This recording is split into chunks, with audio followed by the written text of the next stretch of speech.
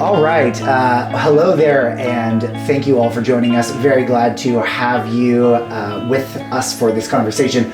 I am joined by my dear friend Stephen Kozak, who is the lead singer and one of the founding members of a band we all know and love, Follow Me Dark. And we are here to have a conversation about the new album, Far From Any Shore, and its sort of inspiration for Stephen with Joseph Campbell's philosophical work, and particularly his book, The Hero with a Thousand Faces. So just to give you a little bit of background about me, my name is Ben Rome. I am a philosopher, and I am particularly interested in narrative theory and have been working on concepts within narrative and narrative determinism for a long time. And so when I heard that this album was based on Hero with a Thousand Faces, I got really excited, and Stephen and I decided it would be really fun to just have a chat and learn more about where this inspiration came from and how the narrative of the Hero with a Thousand Faces, and in some sense the hero's journey more broadly, fits in with Stephen's work, with the development of this album, and with the development of Follow Me Dark as a band as well.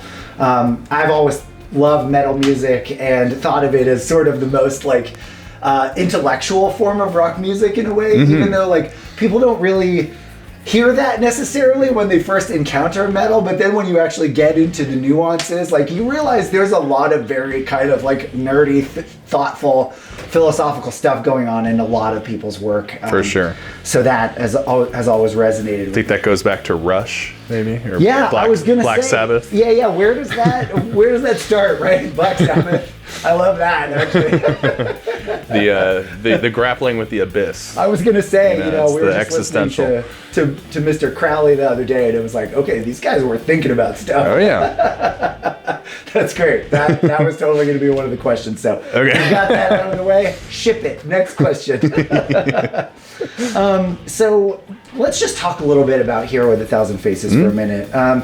You've told me it's one of your favorite books of all time, and certainly I would say it is one of the most important books of the 20th century. It has fascinating connections with a lot of different intellectual work of the time and previously.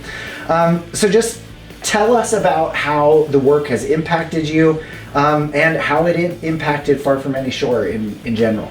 Yeah, well, I first read Joseph Campbell, Hero with a Thousand Faces. I think I was about 23, maybe, early 20s. I remember I was working in a hospital in the suburbs of Chicago, and I was sitting in the cafeteria, and I'd sit there alone because everyone else who worked at the hospital was 55. Okay. So I was this 20-year-old kid who was working there, and I would sit there, and I got this book. I don't remember what exactly turned me on to it. I know that he's popularly, people know him because this text influenced Star Wars, and it's influenced a lot of writers kind of on the creative side of narrative structure. But for me, I was really interested in kind of deeper spiritual philosophical works at the time, and this book in particular, I just remember sitting there in the cafeteria reading this book, and just every page seemed to explode my horizons, and I would have to read a page or two and just sit and let it sink in. That's how you know it's a philosophy book. True. Well, true. I mean, there is something to be said. I mean, he's an incredible stylist as a writer, and his ability to distill complex topics into very brief sentences that are very beautifully written. That adds to it. But I think it was a sense of the content itself of, I mean, this is someone who was surveying the whole history of mythology and religious literature, and distilling down different essential elements of these things and finding common ground between all of them. Mm-hmm. So I assume he was an early figure in the field of comparative religion. I'm not actually, I don't know if that's true or not, but. Right, I'm not sure I would say early, but certainly an important part figure. Of that movement. Right, exactly. And he was someone who was also very interested in Freud and Jung and 20th century psychology, and weaving in those elements and finding that these mythological stories and these religious stories were extremely applicable to modern 20th century people who are trying to navigate their own, inner demons and their own attempts to better understand themselves. Yes, totally. Yeah. Love that. I mean, you're already taking me in the Jung direction, which I definitely want to get to, huge, because it's one of the parts that is most interesting and resonates the most deeply for me. But I mean, to another point, right? Like, the power of this whole approach, the hero with 1,000 phases, is that in some sense, this is all of our journeys, right? Yeah. That we are all the hero of our own journey, right? Yes. And that's why any story that is written like on this model, in some sense, like, by definition, it resonates with everyone, right? And this is why script writers, film writers, like other fiction writers have always like return to this, because it's like, look, you cannot lose with this structure, right? Like, it cannot fail to resonate. Yeah. Because in some sense, like, it has always resonated. It's a cheat code. Right. I love that. Exactly. And so, yeah, I actually read a book in college called The Writer's Journey, which is one of the earliest ways that I was introduced to this theory. And this guy, I can't remember the name of the author off the top of my head, but he is one of the people who was the narrative consultant on Star Wars and, and a lot of the other books and films that have been based on Campbell's work. And so, that was kind of even breaking it down into, like, this is how you base a narrative on Campbell's work. Right. And so that made it very accessible for me. So I love that you've kind of, that part surfaced for you immediately. Sure. Yeah. So anything else you want to share with us about sort of like how this relates on a personal level, and at what point did you realize, like, oh, this is going to be the structure from Far From Any? Yeah. I mean, I think that I think I read the book originally at a time in my life where I was really not satisfied with what I perceived were the existing routes of adulthood. I really felt like I had no really career direction. I was in a band, and the band I was in with my high school friends kind of went on a hiatus, and I was at this real exploratory period in my life. And it was at that time that I really made some decisions that I was gonna attempt to live a somewhat more unorthodox life and devote more of my energy to the arts and to the creative act. And I wasn't really sure what the outcome would be, because I wasn't like gonna go to LA and try to be in a on a record label. I was going on a more internal journey.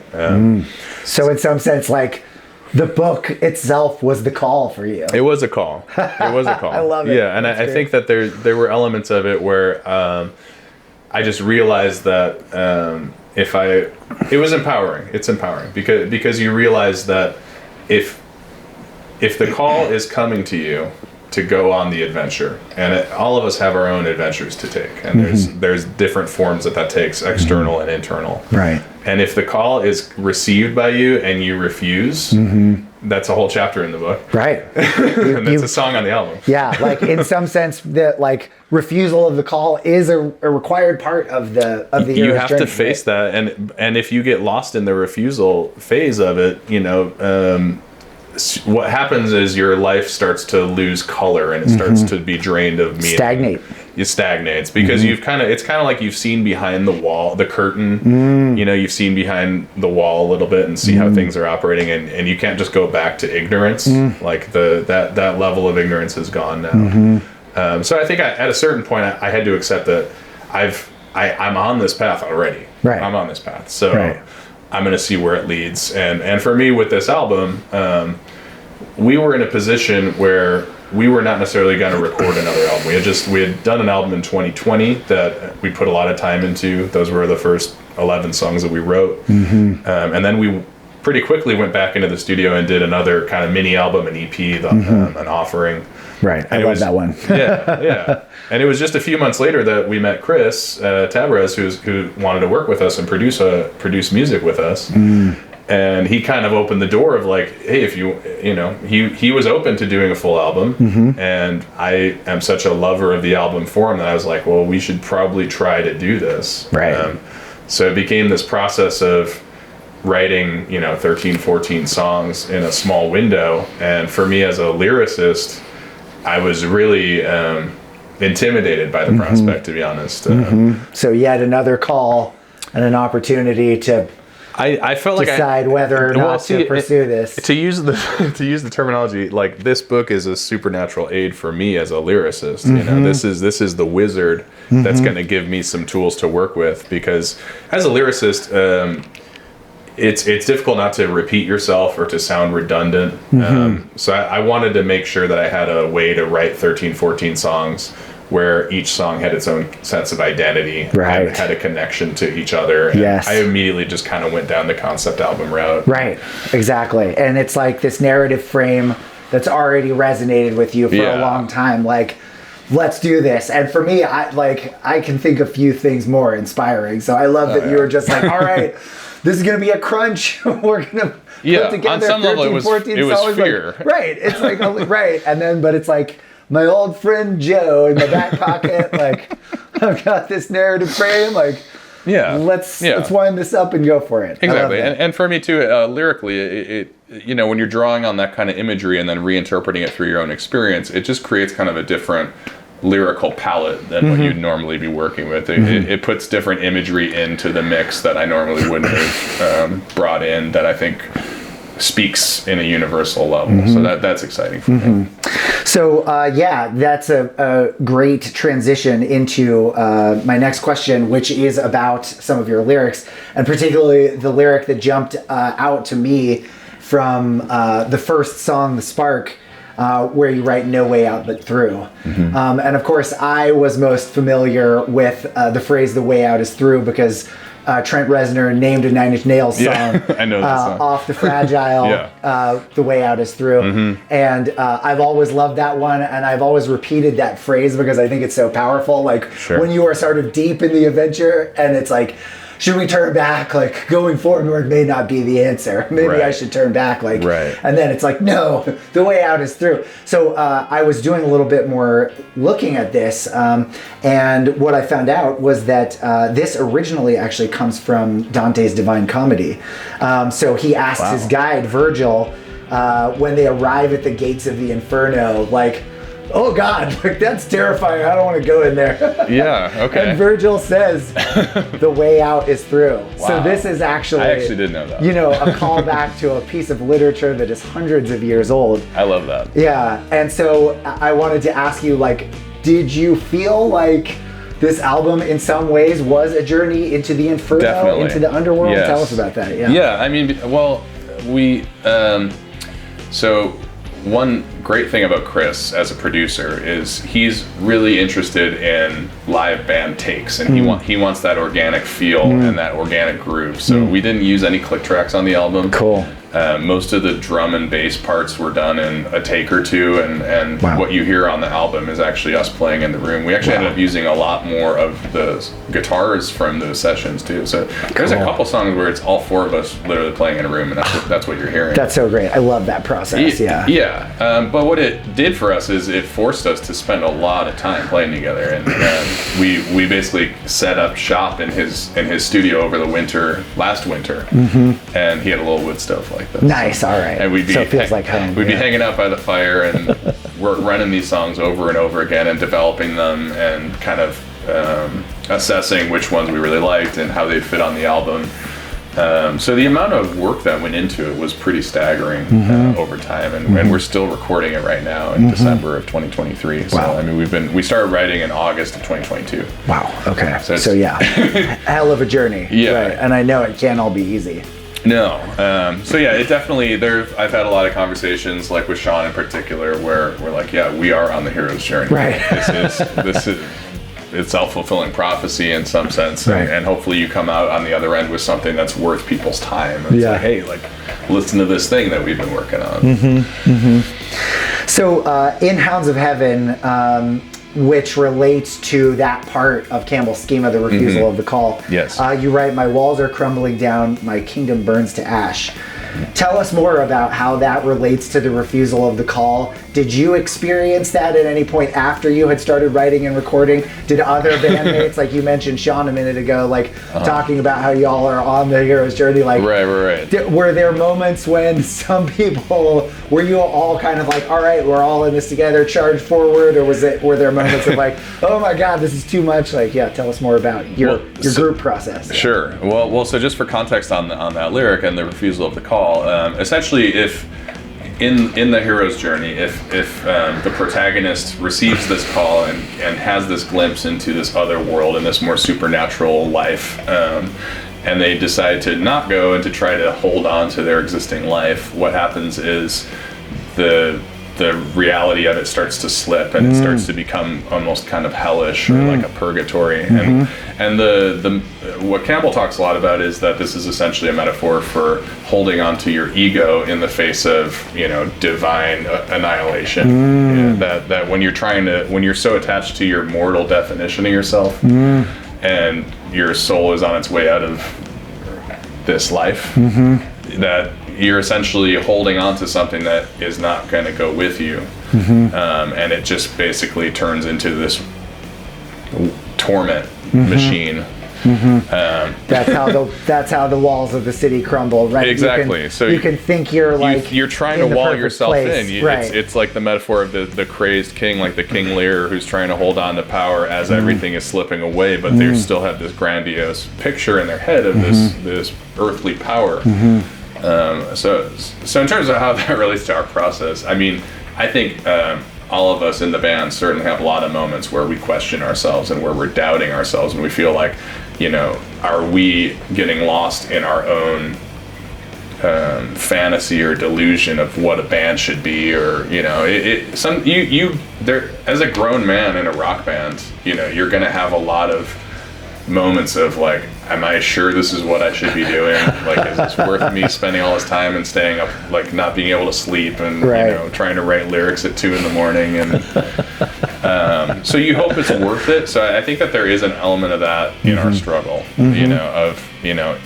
are we sure we're on the right track, or is this all just kind of a vanity? Right. So I think that anytime you're involved in a creative endeavor, you do have to ride that line of, is this something that's going to be for the greater good that people are really going to love, or is this something that you just feel like you have to do and it's actually not really worth it? It's like some kind of programming. Yeah, I felt that so many times, right? Like, is this art actually for everyone, or is it just for me? And in some sense, I think some of the greatest art ever gets produced just by people making it because they have this deep existential need to express that thing. But then at the same time, if you do it and it doesn't really reach the audience that you want it to, you can still have that moment of is it all going to be worth it? Is anyone going to care? Right.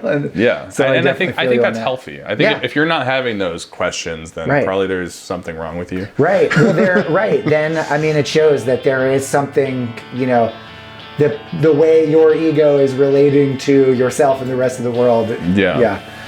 Interesting. Okay, well, let's jump into the next songs. So Aurora and Acid Desert. So I noticed an interesting juxtaposition in there between the kind of nautical theme, right? Far from any shore. There's a lot of ship and water imagery. Right. But in these two, we have a desert theme that recurs, right? We're hearing a lot about light, a lot about walking through the desert, and there's kind of this dry, now we're out of the ocean, but then in a way, the desert is its own ocean. I just remembered a line from Lawrence of Arabia, which I think is actually a reference to the Quran. The desert is an ocean in which no ore is dipped. Nice. I know, I love that line. Yeah, it's great. So tell us about the desert theme and the desert imagery, and then the sort of return to the nautical theme at the end of Acid Desert. Well, part of that is I do think that philosophically the desert and the ocean both represent these kind of unconscious forces, these unknown places where the forces that are at work there are beyond your normal understanding. They're both kind of alien, hostile environments. So I would say probably on some level I was using them interchangeably, or in my mind they kind of felt resonant with each other. I mean, the transition from Aurora to Acid Desert is Aurora is like the peak experience moment where you're feeling really empowered. You're going to do the thing. This is supernatural aid. And you're feeling like you're on a mission and you're stepping up, and it's supposed to have this kind of upbeat summer anthemic rock quality. This kind of Third Eye Blind, Sugar Ray. Like musically, it's much more upbeat. Right. It's more cheerful, more approachable. Yes. Right. Okay. And then we kind of land into Acid Desert, which is the reality of going out on the mission and going out and leaving your familiar surroundings behind and realizing that you're in grave danger. And the nautical theme is kind of intended because the next song corresponds to the belly of the whale. Right. Well, that was I caught that reference. I was like, so well done right there. Right. So we've got this nautical theme. Yeah. So I wanted to literally prelude the belly of the whale with that imagery of a ship actually being wrecked in the water, and being swallowed up. Exactly. It literally is being swallowed by the Leviathan here. Yeah. And so then we end up in what's sometimes called the belly of the whale, right? This is also where Campbell drew heavily on Jungian's concept of the shadow and the shadow self, like all that which is precisely the opposite of our ego, all of our experiences that have been repressed or suppressed that are unconscious. And so as we are swallowed by the Leviathan, we end up in Oubliette. Which of course has some really interesting overtones. And so this question is one of my favorite. It was inspired by my wife, Megan. She asks, have you ever stared long into the abyss? And did the abyss also stare into you? Yes and yes. Well, I think with Oubliette, musically, it felt very Black Sabbath. So I think it's kind of Sabbathy. Nice. And I think we were excited by this concept of really this sense of mounting dread. And I think that for me, I've had periods where I'm reckoning with mistakes I've made or people I've wronged. And you get to this dark night of the soul kind of period where you're really like, am I even worth it? Is there anything redeeming about me? So I think that's kind of where the direction I went with it a little bit about the belly and the whale is this kind of introspective moment where you're really reconciling your ambition for heroism versus the reality of being a very flawed person who's made grave mistakes. Wow. Great. Thank you so much for sharing that. That's really powerful. But hopefully it's also kind of Ozzy Osbourne vibes. Right. Well, I mean, if you're going to channel your Ozzy, like Dark Night of the Soul is a great place to do it. Yes. Look into your own inner Ozzy. I think he does that. Like he does. He's got a pretty good relationship with his own. That music is very existential. I think the lyrics for a lot of or a lot of Black Sabbath songs maybe are by Geezer Butler or Tony Iommi, but cool. That band as a whole I think kind of laid the blueprint for using a somewhat theatrical, over the top, heavy rock style to actually have some pretty introspective and meaningful lyrics. Right. I think they're an underrated band, like from just an intellectual kind of level. I don't know if people have really given them their shot. I was gonna say, I feel like I need to go and start reading their lyrics now too, because I've always loved them, but it's like more just like I think the music is great, and I've always loved Ozzy's voice. Like he's the everyman. Yeah, totally. He's reckoning with powers beyond his control. I love that so much, especially in the context of the reality show about just him like just looking completely lost. Yeah. He went too far. He's just paddling on. The way out is through, man. You got to keep going. That's great. Well, speaking of places where the way out is not through, the Oubliette, of course, is like a medieval torture and execution device. So I remember, I went to Warwick Castle in England when I was pretty young, maybe like 10 or 12. I was there too. You have been there. I was there as a young kid. So, like, that's weird. Did you go in the dungeon? I don't know if I went in the dungeon. Okay, I think you would remember if you went in the dungeon. I think I was well behaved at right.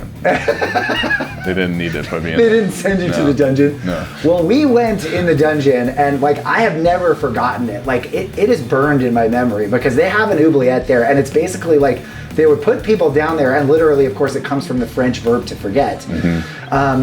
And they would put people down there, and it was also like the bottom of like the waste chute, basically. So they would just put you down there, lock the door, and then like let you die of exposure / filth. You know, there's God knows how many rats down there. Like, it's really like if you want an image of the shadow, like you nailed that one, right? And in some sense, right, actually, it's like thank God for all of us that on the hero's journey, the way out is through, because they're really you're like, not going to stay there forever, right? Generally, exactly. But I mean, I also maybe was a really part of you will, interested. though. Maybe it is a place that you're going to let something go that needs to not go with you further on the journey. Interesting. So there's another overtone then of the concept of forgetting, and of course Nietzsche talks a lot about the importance of the concept of forgetting, yet also the shadow self in some sense is that which we have forgotten and we need to integrate.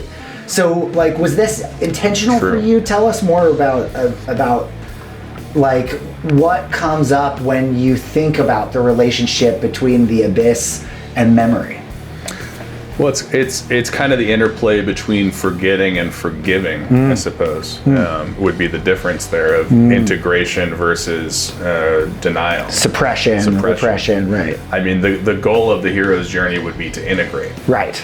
But that also means sometimes detaching from some version of yourself or some part of yourself that can't make the journey with you because it's too tied to a lower level of existence or a role that you felt you had in the world that now that you've seen a larger perspective, that world is too small and that role is too small, so you have to kind of step beyond the confines of that box.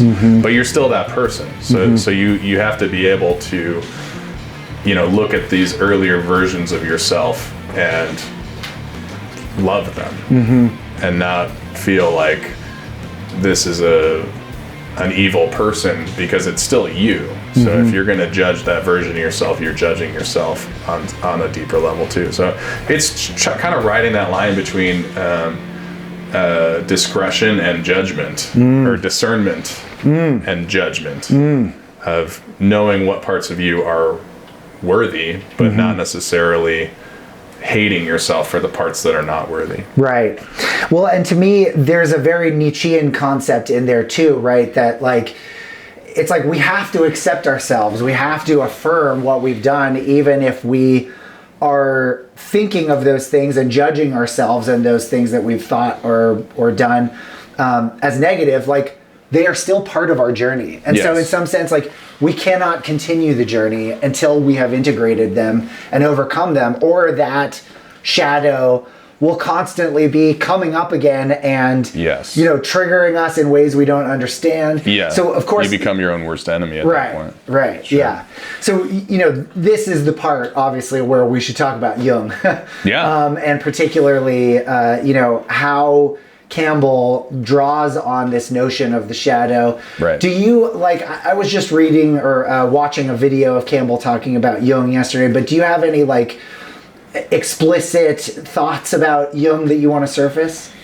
I mean, I think that if you look at Campbell, I think he was very inspired by both Jung and Freud. And sure. He was definitely grappling with that first generation of modern psychology. And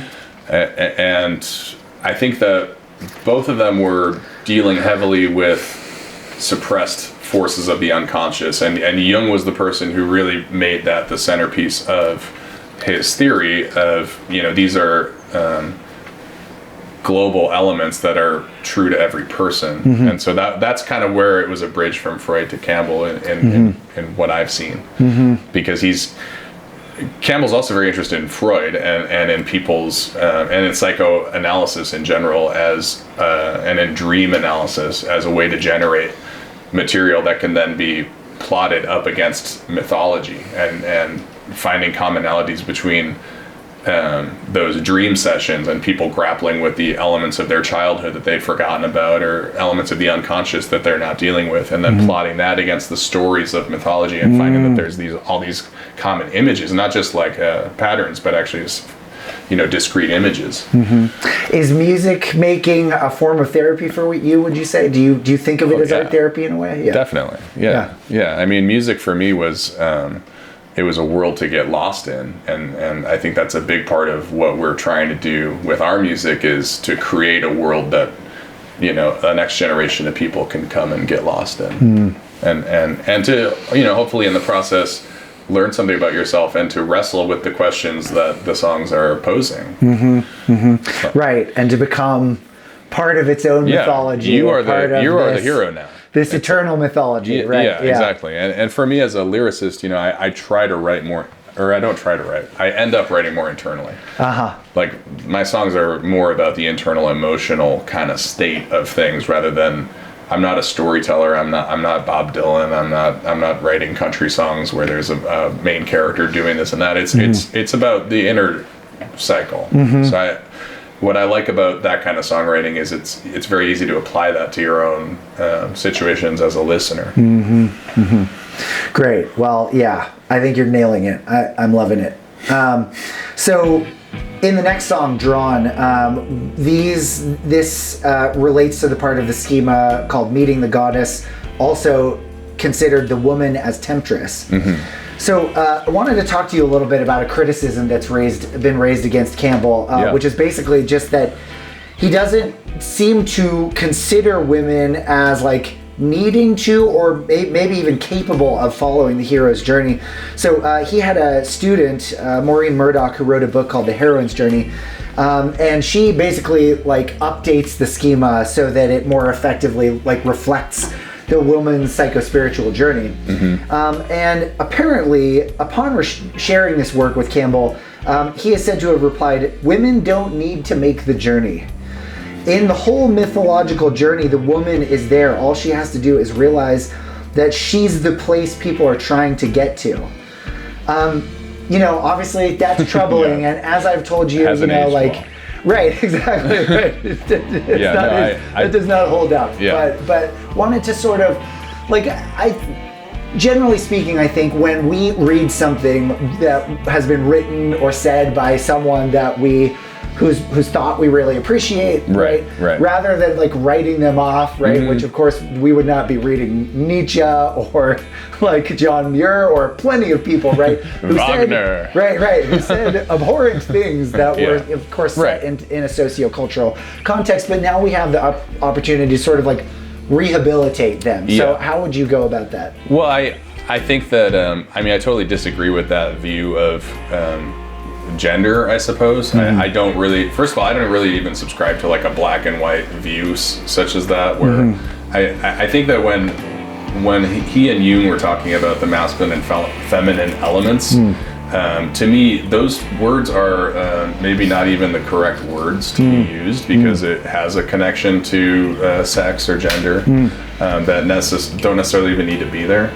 So I would say for me, when he talks about like things like meeting with the goddess and the priestess and these things, like those are elements that are actually present in all people, however they identify on the spectrum. And I think that if people can understand the material he was presenting in a way that's applicable to the human condition at large, that would be my hope, because I don't think that the material is only useful for people who would have been Joseph Campbell's chosen few. And that it is alarming to hear that about him, and to some degree you chalk it up to the time and the place, but also it's being on the wrong side, and it is what it is, I guess. But another thing about Campbell too is he is kind of a curator. What he was really doing is pointing out themes of earlier work that are historical works. So I would say that we're at a point in our society of the possibility of building a bridge from the past and even the distant past, the stuff that he was analyzing and presenting, and we in the 21st century have an opportunity to like take elements of this body of work that's been aggregated by humanity over the past thousands of years, and take the elements of it that are evergreen and that are golden, and to carry that forward and to reinterpret it. So I think that we should not be shy about doing that with people, even if they maybe had some views that were objectionable. There could still be elements of their work that are beautiful and applicable. Well, and in some sense, right, it's like now is our story, now is our opportunity to create our narrative, to create our own mythology. And so as long as we do that, we have this opportunity to, as you say, like build a bridge between what's gone in the past to affirm what is good and life affirming about it, and then to and certainly make sure that we tell the story with our correctly. music, I want our music to be accessible and enjoyed by anybody of any background, any age, you name it, because I think that we're not trying to play identity politics or say that there's only one way to do things. We're really grappling with the flaws of humanity and sometimes our smallness in the face of huge questions, and I think that that's a useful tool to in navigating some of these questions, because it's tempting to say, like, I have all the answers and I'm going to judge the people who don't have all the answers or who I don't agree with all the time. But the reality is all of us say stupid things sometimes, and none of us are really great all the time. We all have our flaws. Right. In a way that goes back to the shadow and our capacity to affirm those parts of ourselves and our culture. And I would hope if Joseph Campbell were alive today, he would be able to evolve and to listen and to understand. And I never met the guy, so I don't know. But I still have gotten a lot of value out of his texts. Great. Well, I really appreciate that thoughtfulness. That's great. And I appreciate you bringing that up too. Totally. Yeah. Absolutely. All right.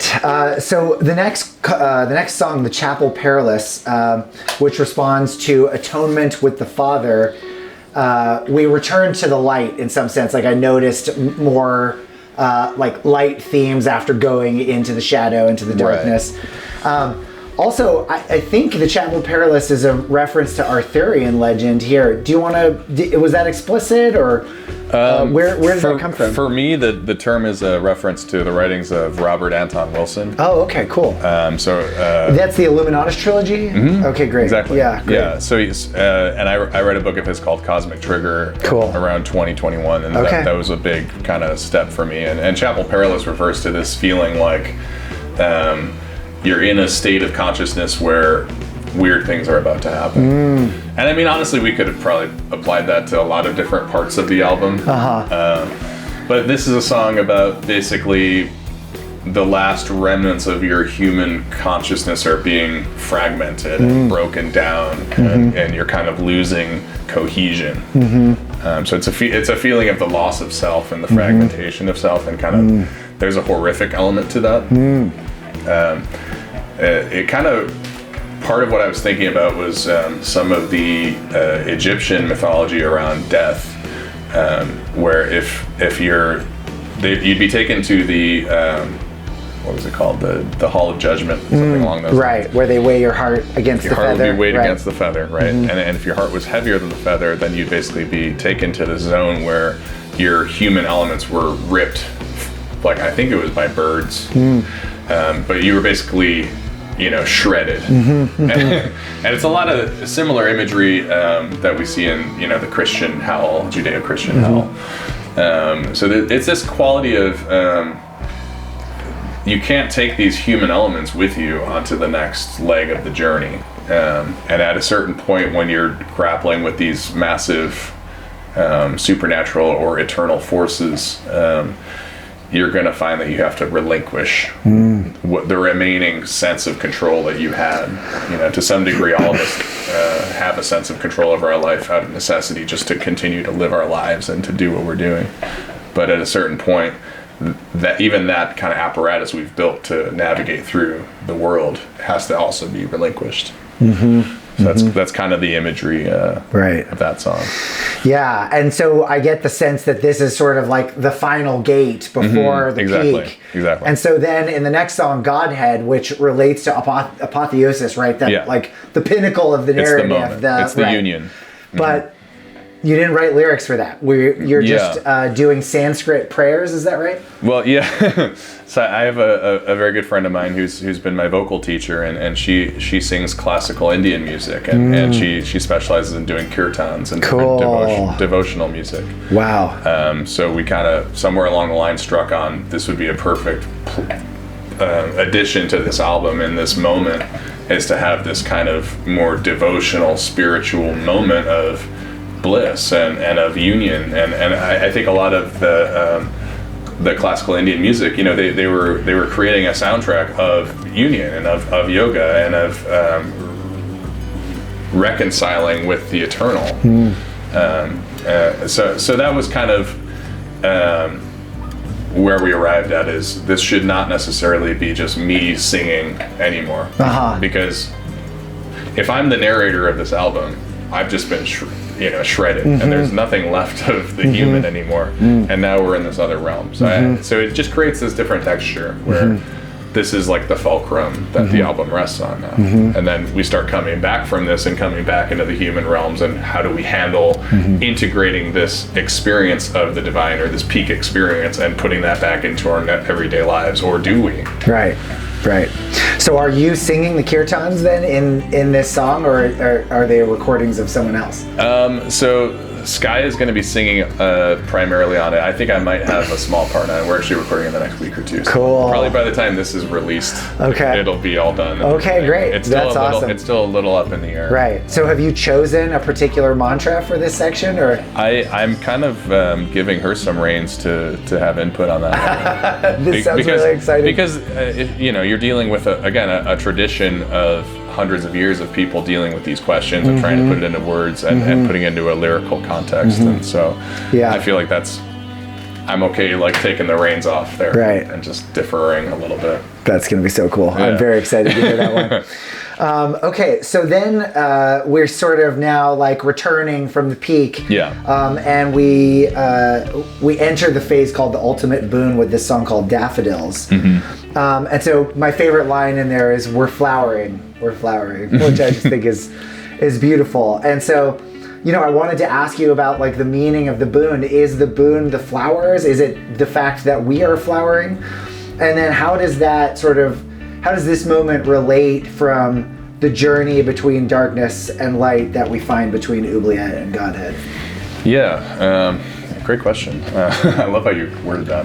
I think for this song, I kind of wanted to incorporate in the album somewhere this kind of reconciliation with death of our loved ones, and the lyrics have a lot to do with grief.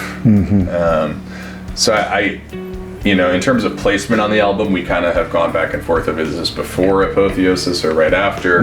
I like after because you've kind of encountered death. You've encountered the end of everything, and now you're coming back and you're like, okay, well, I'm still alive, so what do I do? Right.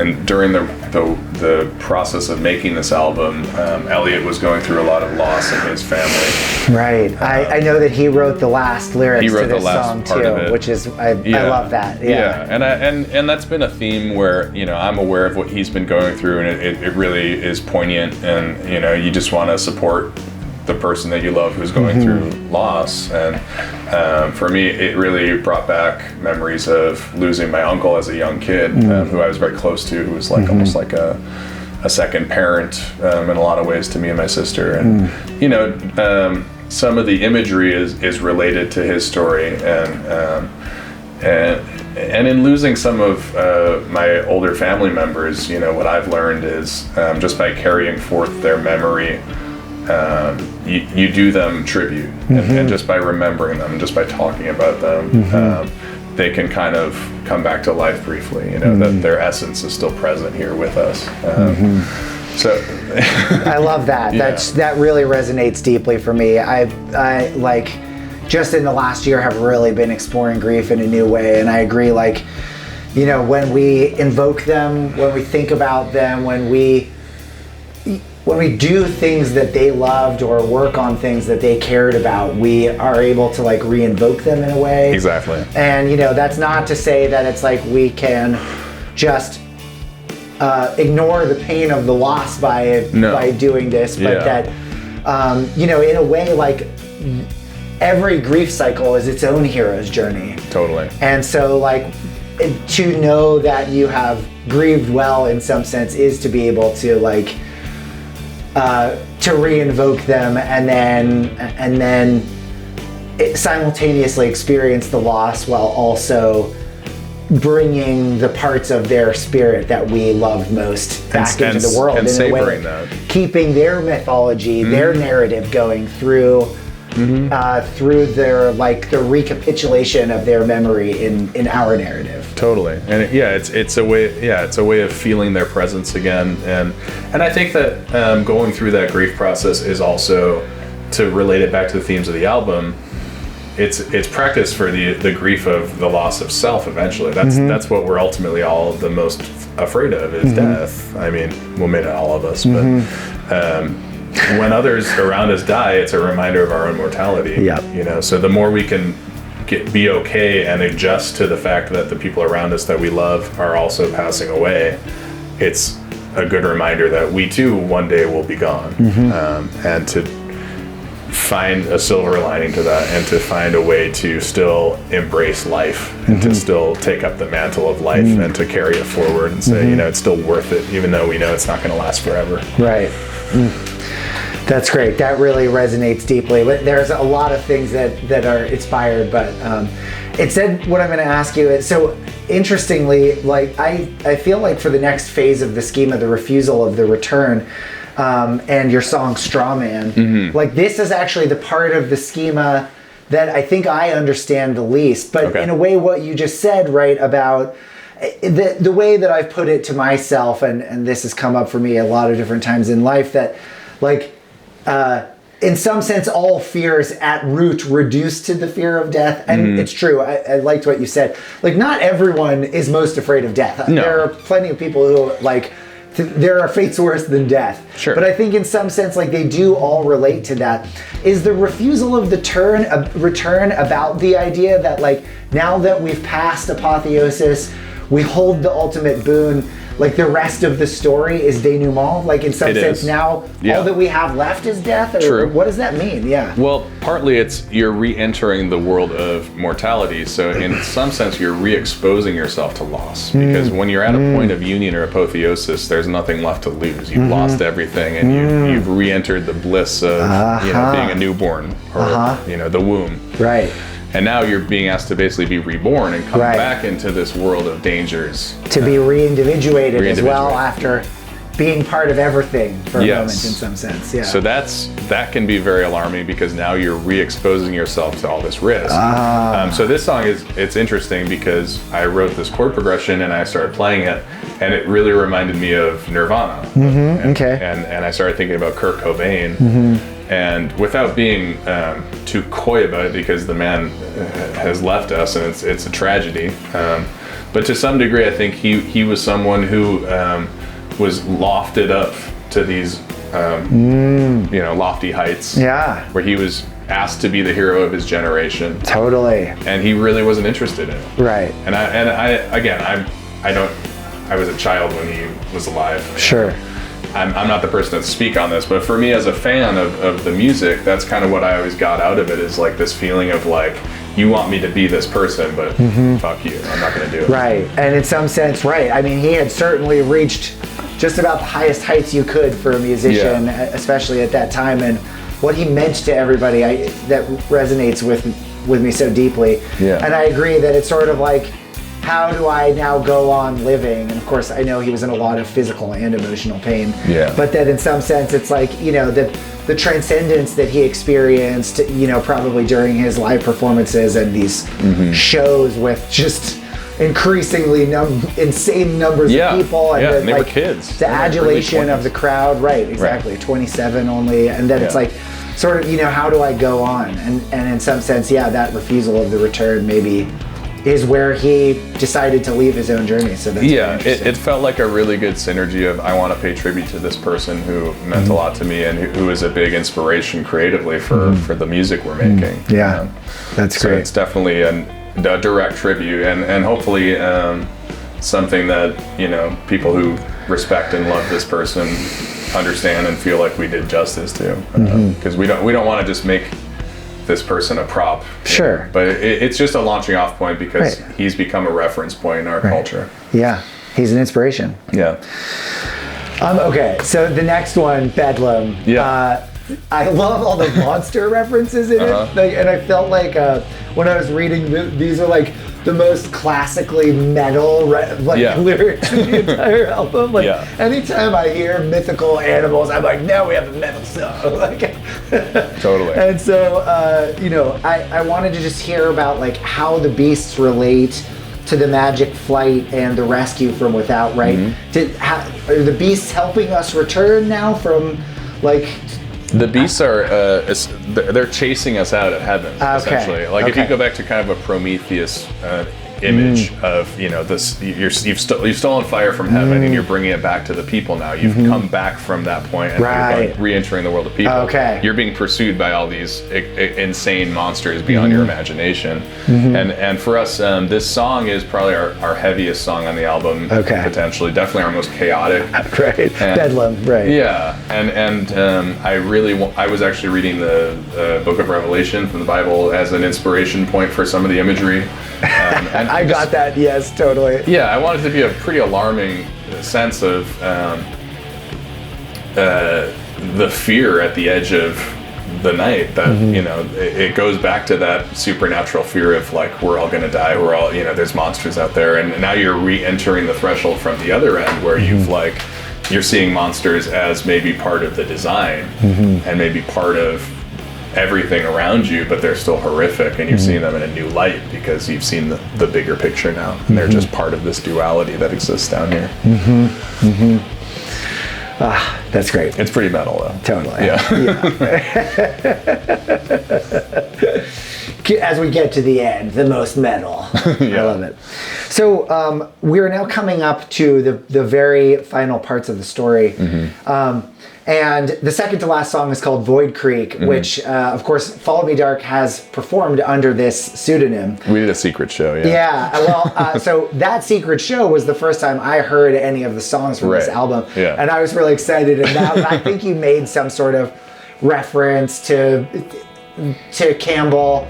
And I like immediately was on it and said something about the hero's journey, and it was like, oh, is that what we're doing here? Like I am now like doubly invested in what's going on in this. And so, I was interested, like this song is where we are crossing the threshold, the return threshold. And so I wondered if that show was sort of a return threshold. Like now we have songs that are ready to perform. Oh, interesting. And so in some sense, this is like the return threshold. Yeah. I was interested to know why you chose to perform under a pseudonym as you returned. Well, it's not, Void Creek was actually an early idea for a name for the band. Oh, okay, cool. That was actually my favorite one. Oh, really? It was Sean who liked Follow Me Dark. So I kind of went with it. We all went with it. Follow Me Dark is great. Yeah. Void Creek is cool. I see it. Void Creek's so you were just like, can we get a Void Creek show in here? Yeah, it was kind of we wanted to. So this was back in February, I think. We had like about half of the songs were kind of up on their feet and written, and we were like, it'd be a really cool idea to try to get out and play some of these songs live in front of people and just kind of get the feedback and get the response and get a feel for it, because when you're in a studio for months at a time, you don't necessarily know how people are going to react. If it's going to resonate, right? Yeah. And so in some sense, it's like there's a return, like let's return safely. It was. And actually, I just realized like Odysseus returns to Ithaca in disguise, right? Because all of the suitors are there, and he can't like let them know. He has to sneak his way back in. Right, That's exactly. True. So That's maybe true. there's a part of this That's funny. I love that. That's very meta. Well, no, there is an element of you're kind of sneaking past the gods to come back in with this boon. They don't want you to have this boon. Exactly, otherwise you would have always had it. So I mean that's a little highfalutin, but I guess this is all a little highfalutin. Right. I mean, hey, look, you based an entire album off of very intellectual work, so we're just gonna go with it. Like. Right. Well, so Void Creek though lyrically, what I was going to a lot, to be honest, was the end of The Lord of the Rings, the movie, The Return of the King. Yes. The 19 endings. Yes. Like Frodo comes back to Hobbiton, to Bag End, and he realizes he doesn't fit in anymore. Right. And he has nowhere to, that he can't essentially pick up the threads of his life. He has to essentially just say, I'm done. I've done what I can do, and I'm done to the next one. So it's a relinquishing feeling. And that was a big touch point in writing this song, because it's essentially like, it's a sequel to Acid Desert in some ways, because you're coming back through the edge of town. So some of the same imagery on your way out of town, now you're seeing it from the other side. You're coming back in, and you're looking around, you're saying like, wow, this is not the world I used to be, and I don't really fit in here anymore. So it's that sense of kind of, if anyone out there has had a peak experience maybe on drugs or at a music festival or, in romance or whatever, and then a day or two, you think that your life has changed forever. A day or two later, you wake up and you're like, wow, I feel worse than ever. And you feel you have this kind of down point afterwards. That's the importance of integration. And I think, we so often fail to integrate, especially at the end of psychedelic experiences, right? Like, what did that peak experience mean, and what am I going to carry back in now that I am reintegrating with the world? Like, exactly. What about this journey do I want to integrate into my new self? Yeah. So the last song, Far From Any Shore, which of course also is the title of the album, there are just 3 lines. All you are, all you were, all you will become. And so, in a way, right, like, I feel like that actually perfectly expresses this need to integrate, right? Like, those lines are precisely like posing the question and in some sense providing a reminder, right? Like, all you were, all you are, all you will become, right? We're in the 3 phases of time. Perfectly said on your part. It is about integration, and it is about essentially like, the person that you were, that you let, that at the beginning of the story that you don't recognize anymore is still part of you.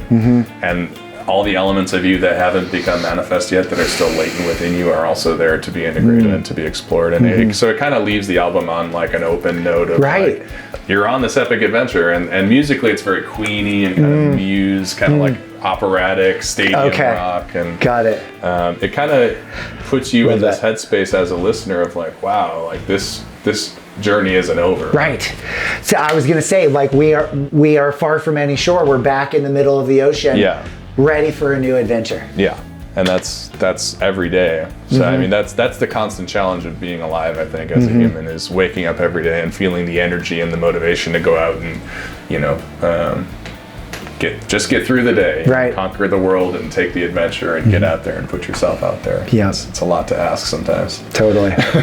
But I mean, it's also the joy of being alive, the potential to create a new narrative. That line, by the way, is also kind of a reference to Star Trek: The Next Generation. Nice. We can't get out of this without talking about Star Trek. I have to talk about Star Trek. Exactly. Like at the very end of All Good Things, Q is talking to Picard, and he says something to the effect of like, what you were and what you will become will always be part of you. And so that I have to give credit to this Star Trek episode. It's a great episode. I remember when Star Trek: The Next Generation ended. My family is a Next Generation family too. Nice. When we ended, it was emotional. So I know that was a big emotional impact for you too. Admittedly, I'm a nerd, and you're a nerd, and our friends are nerds, and to some degree, this is the mythology of our times, and part of the reason that a lot of people like us are interested in all this pop culture stuff that's really elaborate and detailed and has all these characters and backstory is because it has elements of that mythological landscape that it has kind of fallen by the wayside in our pop culture. Yeah, exactly. So it's a way back in. And we really have Campbell to thank, I think, for a lot of that, for drawing so many of these ancient myths into the modern world and making explicit the process by which narratives get recapitulated. I think his legacy, even if it's checkered in some areas, just the work that he did in synthesis is, I think, really useful for us, because especially that's kind of the theme of the 21st century. I think is going to be for us to synthesize the old and the new, and it's going to be increasingly challenging. No joke. Well, this has been a great conversation. Yes. I have enjoyed it so much. So thank you all for joining us. Really glad to have you here. And we will continue this conversation, I'm sure, at some point in the future. So thanks again to you for taking the time and Thank for you, Ben. writing these wonderful I appreciate you. lyrics and doing all this thoughtful stuff as you have developed Far From Any Shore. So Appreciate that. I know we're all very excited to hear this album as a finished work. So Yes. we will all share that magic together. Can't wait to get it out there. Yeah. Cheers. Thank All you, right. bud. Great. All right. Thanks, everybody. Appreciate it, bud.